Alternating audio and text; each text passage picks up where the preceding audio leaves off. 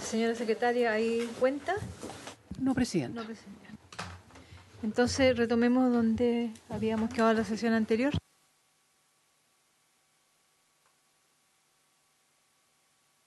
A recibir al señor ministro, a la señora subsecretaria, y disculparnos por el desencuentro del día de ayer, ¿no?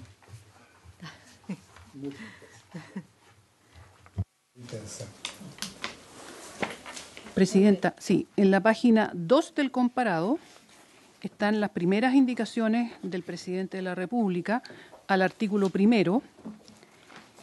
La número 1, que tiene el número 1, propone eliminar la expresión que viene a ser la letra C, que está ahí subrayada, que es una de las exigencias para tener derecho al subsidio, estar contratado o subcontratado por una empresa cuyos ingresos por ventas no excedan las 75.000 unidades de fomento anuales del último año calendario. Se propone suprimir o eliminar esta letra C. Bueno, por el tema ofrezco la palabra, señor ministro. Muchas gracias, Presidenta.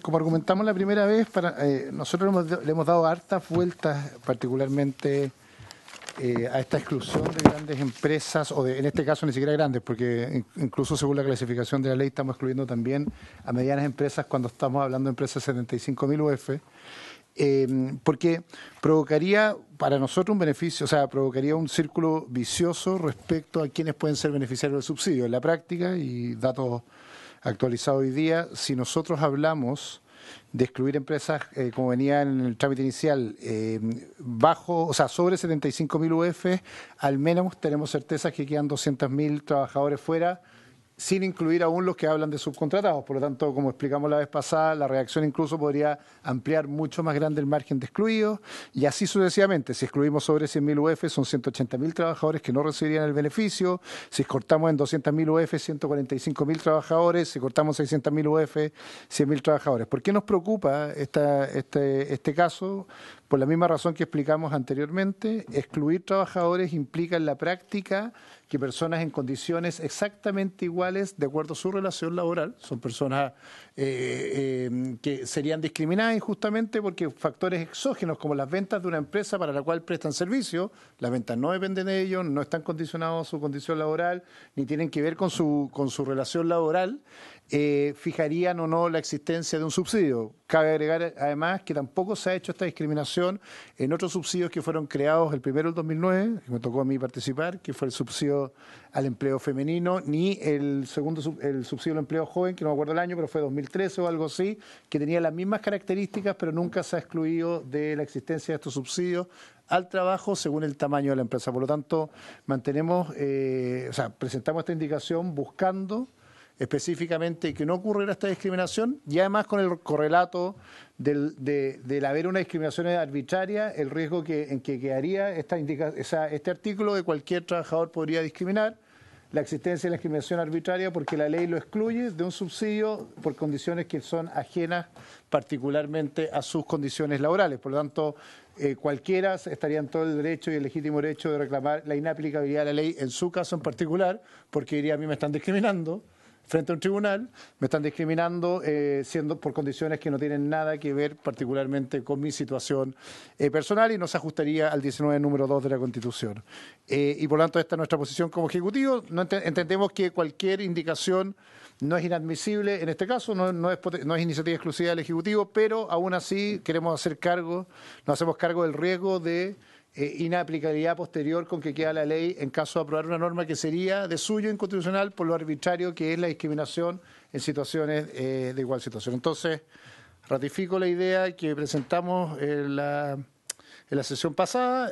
Nuestra intención es excluir cualquier tipo de discriminación, poniendo en el foco al trabajador, que este beneficio llegue a 668.000 trabajadores y no excluir en este caso al menos 200.000 con la indicación presentada en la Cámara. Gracias, señor ministro. Ofrezco la palabra. Senadora Goy. Presidenta, yo estoy en contra de esta indicación del Ejecutivo. Lo señalé la vez pasada, pero lo vuelvo a reafirmar. Me parece que lo que busca O sea, lo que uno quiere finalmente, si uno piensa en esto como política pública, es que los trabajadores reciban mayores ingresos. Si uno habla de una gran empresa, puedo poner el ejemplo de algunas del retail con las que hemos trabajado desde que éramos diputadas, ¿no? Y que nos han obligado en algunas situaciones a reinterpretar leyes. Me refiero, por ejemplo, a los feriados de los días domingos. O sea, esas son las prácticas y a mí me parece que esas empresas, más que estar entregando subsidio, que en muchos casos, si bien no le llega al empleador, pero tiene requisitos conocidos, o sea, es claro por qué trabajadores van a poder acceder. Finalmente es una justificación para no aumentar el salario mínimo, que nos parece que es lo que pagan, o sea, aumentar lo que pagan, que es justamente lo que uno debería buscar.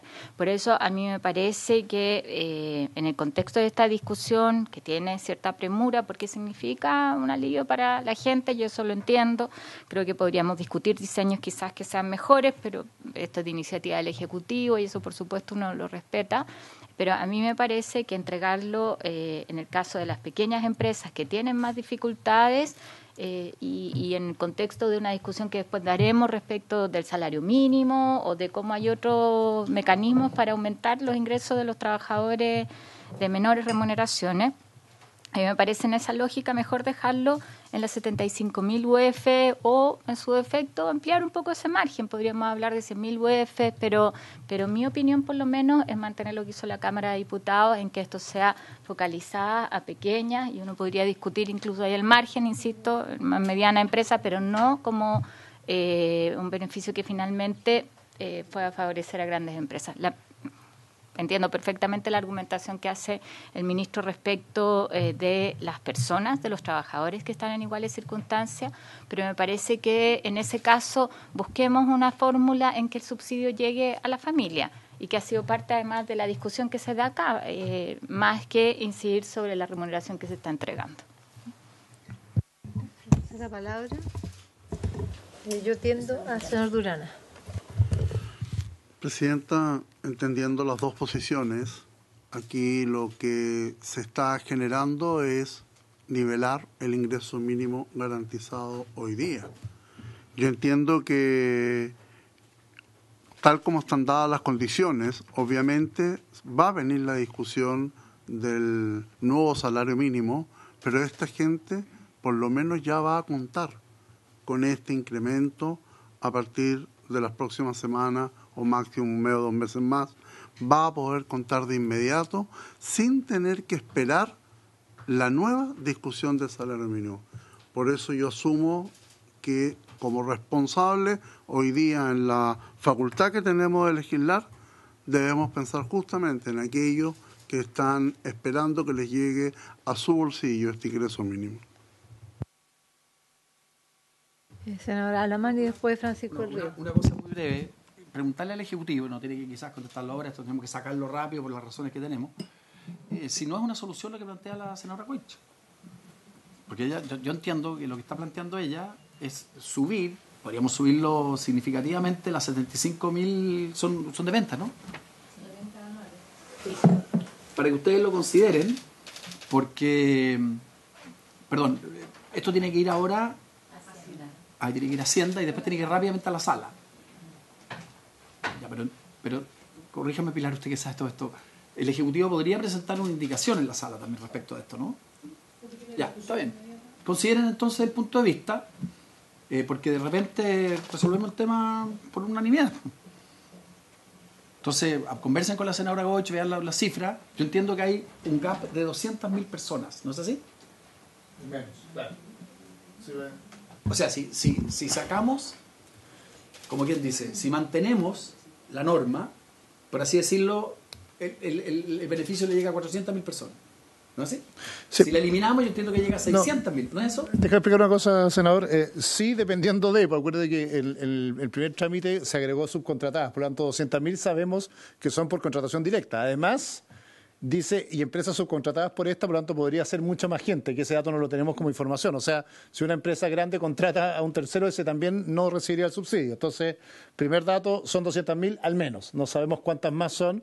Esa es una barrera que algo discutimos la vez pasada para eliminar eso. Y después hay una segunda cosa, que es que tiene que ver con cuántas quedan excluidas según los márgenes. El problema es que me metí harto en la información después de una conversación con la senadora Goich ayer, y cuanto corras el margen se mantiene más siempre sobre, o sea, si son 75.000 UF son 200.000 trabajadores excluidos, si son 100.000 UF son 180.000 trabajadores excluidos. Exactamente, esa es la respuesta concreta. Si son 200.000 UF son 145.000 los excluidos. Entonces la aguja es muy marginal y por eso la posición nuestra ha sido, es mucha gente la que se queda fuera del subsidio, siguiendo lo que dice el senador Durán, y por lo tanto en algún minuto vamos a tener gente que va a ir a golpear una puerta, no va a recibir el subsidio y vamos a decir, bueno, tenemos un problema. Sí, Francisco del Río. Presidenta, uno no puede menos que compartir los fundamentos que ha expresado la señora Goich, la senadora Goich, por su intermedio. El punto está en lo siguiente, que en una solución de este tipo se están confundiendo dos instituciones totalmente diversas. Esta es una política pública y como tal debe cumplir un requisito básico de cualquier política pública, que es cumplir el requisito de generalidad. Cuando una política pública cumple el requisito de generalidad, aparta un universo al cual está dirigida esa política pública, sean pensionados en alguna parte, sean mayores de cierta edad en otra, etcétera, y les hace extensivo bajo ciertas modalidades el beneficio a todo ese universo. Cosa muy distinta es intentar focalizar un beneficio de política pública que debe cumplir con el requisito de generalidad, traspasándose, cambiándose de bote a otra institución, que es el de la voluntariedad que rige el principio del contrato de trabajo. El hecho de que un trabajador, un empleador tenga que subir la remuneración de un trabajador es un elemento multifactorial que pasa por un análisis jurídico en cuanto a que es un acuerdo entre las partes, y pasa también por un elemento económico, porque pueden haber empresas de mucho más de 75.000 UF cuyo margen no les permita subir, sobre todo aquellas incentivos de mano de obra, estoy pensando en empresas de aseo, etcétera, cuyo margen es muy pequeño y tienen uso intensivo de mano de obra. Por lo tanto, no es una imagen universalmente válida decir es que todas las grandes empresas tienen espaldas para esto, por lo tanto no las subsidiemos. No se está subsidiando a la empresa, sino al trabajador. Pero lo principal es que esto influye en el principio de generalidad de una política pública. De lo contrario, Presidenta, y esto es una experiencia que tienen ustedes mucho mejor que yo, todas las discusiones de ingreso mínimo en este Parlamento estarían cruzadas por este argumento. ¿Por qué por ley vamos a subir el ingreso mínimo de trabajadores que están mucho mejor evaluados en las empresas, mucho más protegidos en empresas grandes, cuando podrían subirlo ellos, obliguemos a las empresas a pagar esto, etcétera? No es una distinción válida. El principio de generalidad se cumple en esta política pública para todos aquellos trabajadores que perciben menos de 354.000 pesos. Entonces, romper ese principio es muy complicado, porque cuando usted lo rompe, el principio de voluntariedad tendría que entrar a analizar para que se cumpliera cuáles de aquellas empresas pueden o no pueden cumplir con este aporte estatal, que ya no va a ser estatal, sino que va a ser de ellos. Francisco. No, yo tengo un recelo en relación a cómo este debate se topa con el debate del salario mínimo. Entonces, ¿en qué medida el subsidio al trabajador, a través de este subsidio que estamos creando, se va a transformar en un subsidio a las empresas y en un subsidio a que se establezca un monto del sueldo mínimo entre 160.000 pesos más o menos? Y ese va a ser el punto de donde se va a debatir el aumento del sueldo mínimo, compuesto con un aporte público fiscal. Entonces, el corte de 75.000 yo lo encuentro bien alto, porque entran no solo pequeñas, sino que ya bien grandes empresas, entran los subcontratistas. Entonces, a mí se me hace un problema resolver y tramitar este tema. O sea, yo creo que tiene buenas intenciones, pero tiene un impacto y un efecto en políticas más generales y permanentes que a mí me preocupan. Entonces, yo de verdad estoy muy complicada. Creo que yo entendería disminuir el universo, menos 75.000 unidades de fomento, no sé, los subcontratados, pero siempre uno va a ir generando discriminaciones. Siempre uno hay discriminaciones, porque también cuando usted dice que es jornada completa y no media jornada, vamos en una red de discriminaciones que bueno, que hay que tener un criterio como para enfrentar los distintos escenarios. Ministro. O sea, sin perjuicio de haber presentado la posición, varias cosas de fondo. Lo primero, la discriminación. Y yo, perdón por alargarme un segundo de esto, pero específicamente cuando uno habla de discriminación, y esto basado en la Constitución, la discriminación puede o no responder a criterios de arbitrariedad. Si la pregunta es, si no es arbitrario dejar a 180.000, 200.000 trabajadores afuera por un factor que es absolutamente exógeno a su situación personal. Esto hay jurisprudencia, publicidad caminera, el Tribunal Constitucional, que uno podría agotarse hacia atrás, entendiendo cuándo se entiende o no discriminatoria una decisión del Estado, y en este caso tiene todas las características que implican una discriminación arbitraria. Primero, porque del trabajador no dependen las ventas de la empresa, ni dependen los montos finales de la empresa. Sin embargo, sí le afectan los montos finales de la venta de la empresa para recibir un subsidio público. De la perspectiva del Ministerio de Desarrollo Social, y en eso Francisco tiene toda la razón, en general tiende a aborrecer las normas del Ministerio, porque es como si el ajuar o si otros subsidios que entrega el Estado, la misma Seguridad de Oportunidades, Chile Solidario,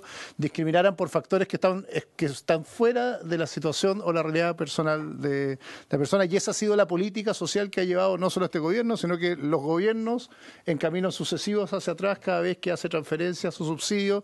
Y por eso este subsidio en particular nace de este Ministerio y venía, antes de la crisis social, venía hace rato, incubándose dentro de la política social que estábamos desarrollando en el Ministerio. ¿Por qué? Porque cumplía una lógica básica.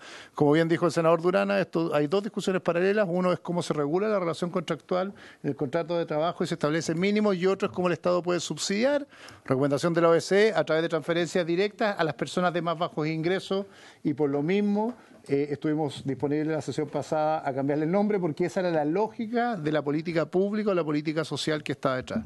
Como bien dice Francisco, es difícil perseguir dos objetivos de la política pública con un solo instrumento, y este es un instrumento que busca subsanar ese problema. Discusión después, posterior, y que tiene razón, es la del sueldo mínimo, que tiene otros ribetes en la discusión de quién se hace cargo, si es diferenciado, etcétera, etcétera. Pero hoy día la situación real es que estas personas reciben una remuneración baja, se encuentran en una situación económica de precariedad. Cuando discutimos en primer trámite, además lo discutimos y subimos el monto del subsidio exactamente porque fijamos una línea que tenía una proporción respecto a la línea de pobreza para fijar este monto de subsidio, porque así fue calculado, no es una casualidad.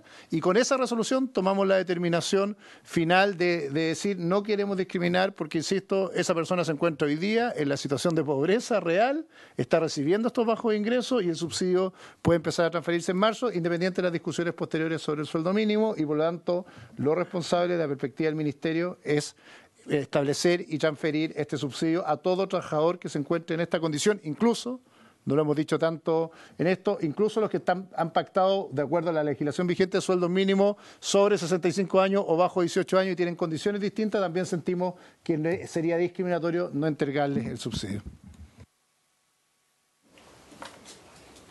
Vamos a poner en votación entonces la indicación del Ejecutivo. Sí. La presidenta pone en votación la indicación del presidente de la República, que propone eliminar la letra C del artículo 1. Senador Alaman. A favor, Pilar. A favor. Senador Durana. A favor. Senadora Goich. En contra. En contra. Presidenta. En contra. Como hay un empate, hay que repetir la votación. Senador Alaman. Igual, a favor. Senador Durana. A favor. Presidenta. Igual, Perdón, senadora Goich. Igual. Presidenta. Se está anticipando. Pero ella puede votar por mí. Yo La Pilar confío- está viendo el futuro. Confío 100% en mi presidenta. Presidenta, como se repitió el empate y tiene discusión inmediata, se entiende rechazada la indicación. El próximo artículo entonces. Sí, página 6 del comparado.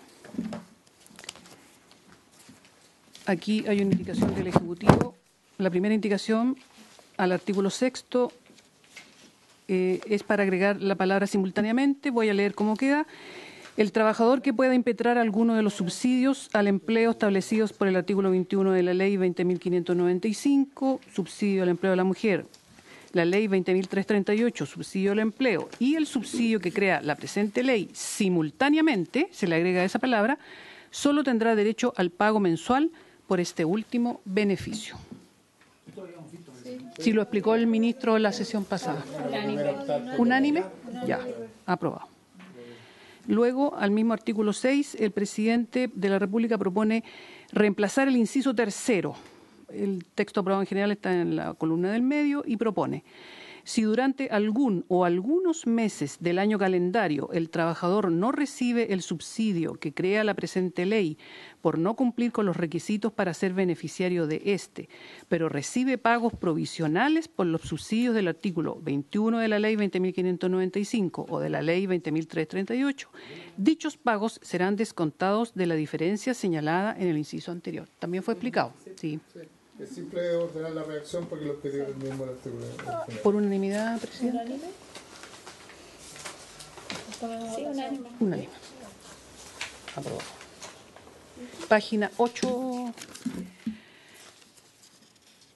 Aquí el presidente de la República, respecto del artículo 7º, en el inciso 4, también fue explicado, propone intercalar una oración en que dice que la información que el Instituto de Previsión Social requiera a los organismos públicos y privados deberá estar asociada al ámbito previsional y a la duración y distribución de la jornada de trabajo.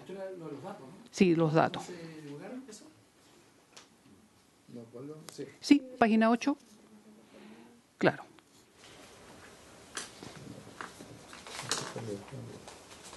No hay problema con esto. Sí, una aclaración respecto a la información. Ah, sí, estos son los datos de la seguridad de la información y la provisión de la información del IPS a nosotros. Así es. ¿Por unanimidad, presidente? Unánime, ¿no? Sí. Aprobado. Luego hay que ir a la página siguiente, respecto también del artículo 7º, en el inciso final, la frase subrayada, en el plazo de 3 meses, el presidente propone eliminarla. Un reglamento dictado por el Ministerio de Desarrollo Social y Familia, suscrito además por los ministros de Hacienda y del Trabajo y Previsión Social, regulará la forma de solicitar el subsidio. Y aquí parece que explicaron que hay una en el transitorio, algo se dice. Sí. Pasa el transitorio por reacción y además viene la indicación de que acorta ese plazo, así que ya está. Unanimidad. Página 10. Aquí el presidente de la República propone incorporar en el artículo 8, ¿sí?, un inciso cuarto y final. El plazo para el cobro, sí, el plazo para el cobro del subsidio será de hasta 6 meses, contado desde la emisión del pago, y se entenderá que renuncian a la mensualidad respectiva aquellos beneficiarios que no lo cobren dentro del plazo antes referido. Y ponen un plazo. Esto es bien simple. Postuló al subsidio, se emitió el cheque y nunca lo cobró. Eso, estos son sus 6 meses de eso. De gracia. Página 14. Página 13, sí, bien digo. Aquí en el artículo 11 se propone al inciso quinto incorporar, que en la Cámara lo habían rechazado, pero la fiscalización le corresponde a la Dirección del Trabajo. Entonces se agrega, contra la sanción que ésta disponga, podrá reclamarse ante el correspondiente juez de letras del trabajo conforme a las normas del título segundo del libro quinto del mismo código. La Secretaría estima que esta norma no es de ley orgánica y lo dijo la Corte Suprema cuando fue consultada por la Cámara. La Corte Suprema le dice que esto aquí no se innova sobre la materia y que los juzgados de letras del trabajo tienen competencia para conocer las reclamaciones que procedan contra resoluciones dictadas por autoridades administrativas. Sí, claro. Así que, pero no es de norma, no es de quórum. Existe la facultad, exactamente. Pero no leyeron el informe, la Corte Suprema dice que no. Muy bien, artículo 12. Sí, aquí exactamente, Presidenta. El presidente de la República propone sustituir el inciso primero del artículo 12 por el siguiente. Todo aquel que con el objeto de percibir indebidamente el subsidio que crea esta ley para sí o para terceros proporcione, declare o entregue a sabiendas datos o antecedentes falsos, incompletos o erróneos, será sancionado con las penas del artículo 467 del Código Penal. No, sí, lo que pasa es que la redacción original se tipificaba de fraude del fisco y eso solo puede ser funcionarios públicos, entonces no podía aplicarse la tipificación. Esta es la tipificación correcta. Es para todos. Sí. Luego, en la página 15, Presidenta, también respecto del artículo 12, el presidente de la República propone suprimir los incisos finales, el que empieza: el subsidio que trata esta ley no se pagará a los trabajadores cuyos empleadores no efectúen oportunamente la declaración de las cotizaciones previsionales de sus trabajadores, etcétera. Y el Ministerio de Desarrollo Social y Familia deberá dar cuenta de inmediato a la Dirección del Trabajo respecto de toda irregularidad que observe en relación con lo dispuesto en este artículo.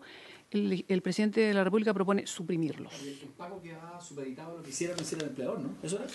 Entonces ahora le va a llegar a todo el mundo. Exacto. Eso. Eliminan los dos incisos. Sí.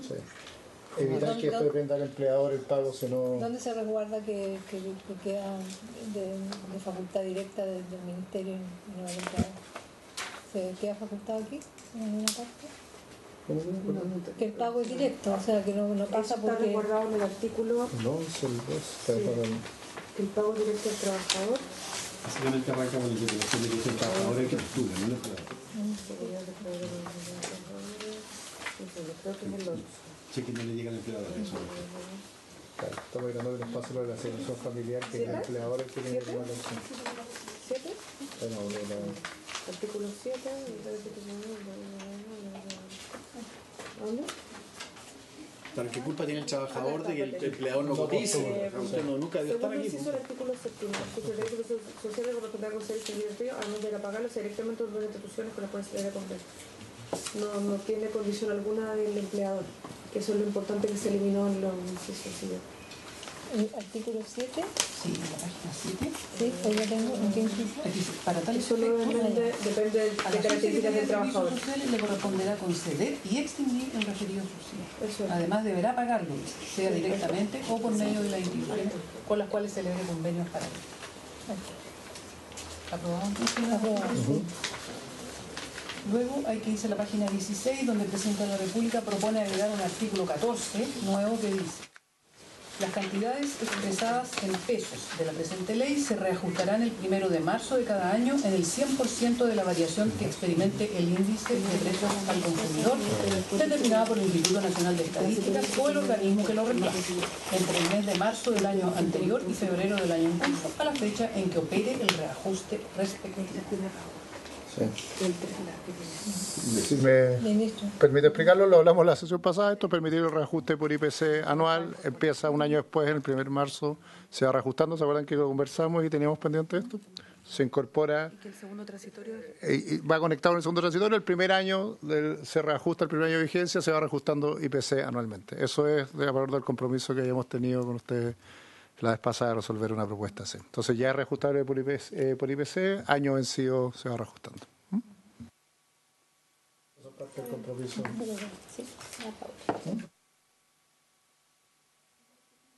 El 14 nuevo y el segundo transitorio, porque ahí el segundo transitorio dice: el primer reajuste que corresponda por aplicación de lo dispuesto en el artículo 14 se concederá a contar del 1 de marzo del año siguiente al de la entrada en vigencia de la presente ley.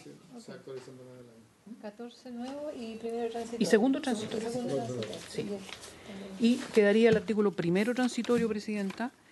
El Presidente de la República propone sustituirlo y dice: la presente ley entrará en vigencia en el plazo de 30 días contado desde la fecha de su publicación en el Diario Oficial.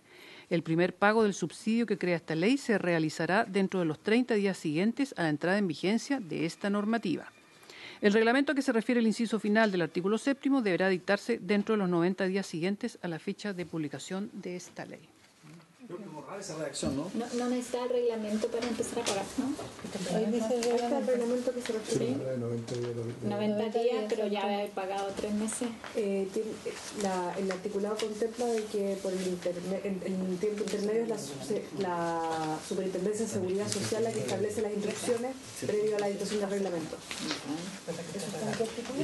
¿No va a existir el subsidio todavía? No. Al revés, solo para explicarlo rápido. En el fondo es lo que hicimos, de acuerdo a lo que conversamos la semana pasada, es adelantar el pago. Por lo tanto, si la ley se logra publicar la primera semana de febrero, esto significa que a fines de marzo estamos pagando. Mientras se dicta el reglamento, no, pues son 30 días de publicada la ley y el subsidio tiene que pagar hasta 30 días después de esos. Entonces, a A fines de marzo. La ley se puede publicar el 28 de febrero. No, son 30 días de publicada para la operatoria, se puede leer la reacción de ahí, y por lo tanto 30 días después de la operatoria de la publicación. Sí, hay que fijar un procedimiento porque la gente tiene que postular y eso permite que se pueda pagar dentro de plazo.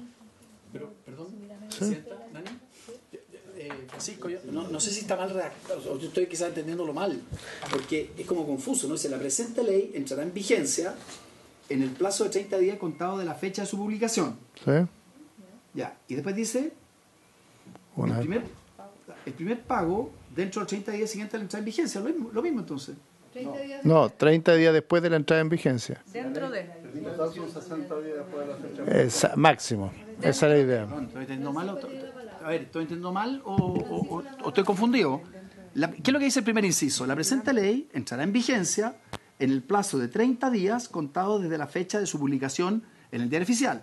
Si se publica el 1 de marzo, entra en vigencia el 1 de abril, ¿no? Sí. Ya. Y después, ¿qué dice el segundo inciso? El primer pago del subsidio que crea esta ley se realizará dentro de los días siguientes a la entrada en vigencia. Entra en vigencia el 1 de marzo, entonces ¿se va a pagar en marzo? Entonces no digan que son 60 días. Ven, pues está mal, pues. No necesariamente no son 60 días. Bueno, pero yo estoy interpretando, estoy leyendo lo que aquí dice, salvo que yo esté confundido. Lo primero que dice es, la presente ley entrará en vigencia en el plazo de 30 días contado de la fecha de su publicación.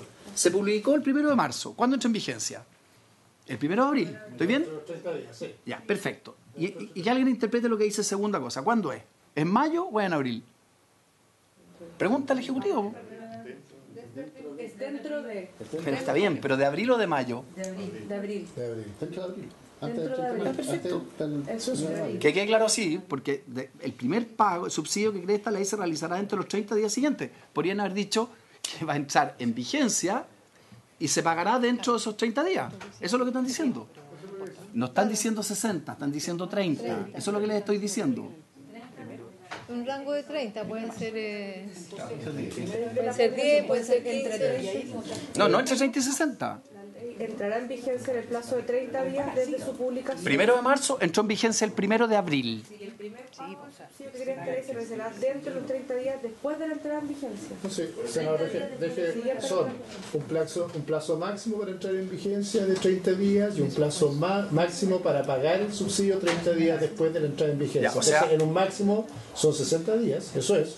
En un máximo son 60 días, pensando que esto se promulga en enero, pero la idea es, eso pensando que al máximo es al 30 de marzo, pero se puede reducir el plazo. Eso quedó es. claro, entonces. Máximo 60 días. 30 días para el pago. Está bien, me rindo, no hay Y a la problema. pregunta de la senadora, respecto al reglamento, la misma ley en su normativa permite que antes de dictar el reglamento, la superintendencia dicte a través de la potestad reglamentaria directo una forma de pago rápido mientras se suscribe el reglamento, porque como reglamento podía ponerle otro plazo para entrar en vigencia, la superintendencia puede específicamente dictar una resolución que establece la institucionalidad de pago dentro del plazo, y eso, la facultad está dentro de la ley. Ex segundo transitorio, ahora tercero transitorio. Tercero transitorio, entonces lo que dice la práctica es que mientras se dicta el reglamento, la super inmediatamente dicta Antiguo, tercero transitorio. una resolución que fija el mecanismo de pago. Por lo tanto, es A contar, claro, de la fecha de publicación de la presente ley en el diario oficial, la Superintendencia de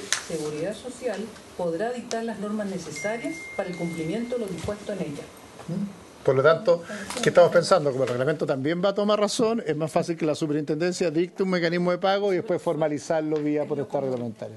Y es lo común para todos los subsidios en general. Uno dice, mientras se dicta el reglamento va a tomar razón, tiene todos los trámites que tiene, es la superintendencia quien fija el procedimiento, se empieza a pagar así y después ese procedimiento se formaliza a través de la dictación de un reglamento por el presidente de la República. Eso es.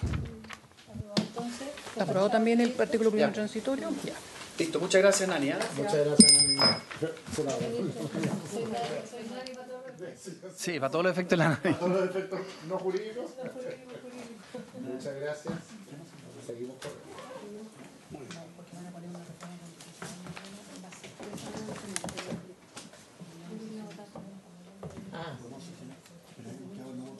Secretaria, si puedo hacer una solicitud a la Secretaría, necesitamos que salga. Yo sé que esto es presión de día. Sí, nos dijeron que hoy día a la tarde probablemente. Sí. Así que mientras más rápido el informe, mejor. Muchas gracias. Eso, muchas gracias. Muchas gracias. Muchas gracias. ¿Se levantó? ¿Presidenta? Sí, se levantó.